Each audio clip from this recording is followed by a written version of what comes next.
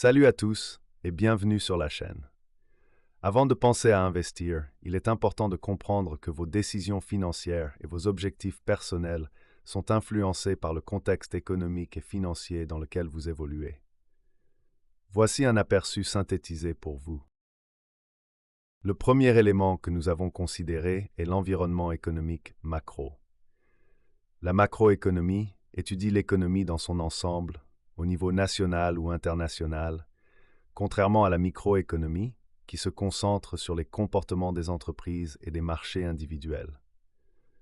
En général, ce sont les gouvernements qui définissent les politiques macroéconomiques. Un exemple, c'est la décision du gouvernement nigérian de supprimer les subventions coûteuses sur le carburant afin de réduire le poids fiscal.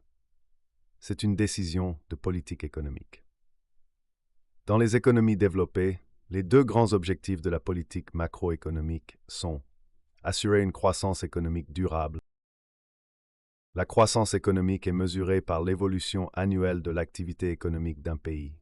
Pour cela, on utilise trois indicateurs principaux: le produit intérieur brut, PIB, le produit national brut, PNB, le revenu national. Nous allons considérer ici le PIB qui peut être évalué de trois façons. Par la production, on mesure la quantité de biens et services produits chaque année. Par les revenus, on calcule les revenus générés dans le pays, comme les salaires ou les bénéfices des entreprises.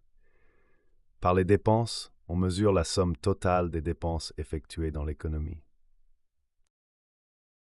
La croissance réelle du PIB correspond à la croissance après déduction de l'impact de l'inflation, c'est-à-dire la hausse généralisée et continue des prix qui réduit le pouvoir d'achat de la monnaie.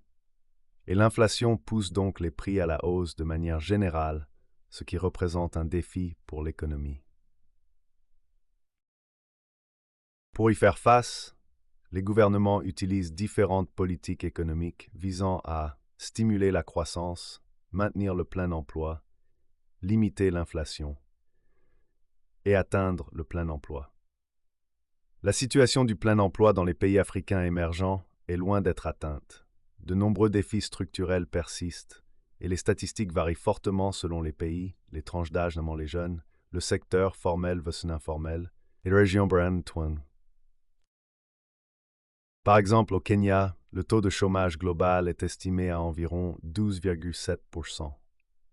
Le chômage chez les jeunes, 15-34 ans, est particulièrement élevé. On parle de 67% dans certains sondages pour la génération. Le secteur formel peine à absorber suffisamment de jeunes entrants sur le marché du travail. En réalité, le plein emploi dépend largement de la capacité d'un pays à maintenir une croissance économique soutenue. Voici quelques exemples de croissance estimée réalisée chez certains pays émergents en Afrique. La suite dans la prochaine vidéo.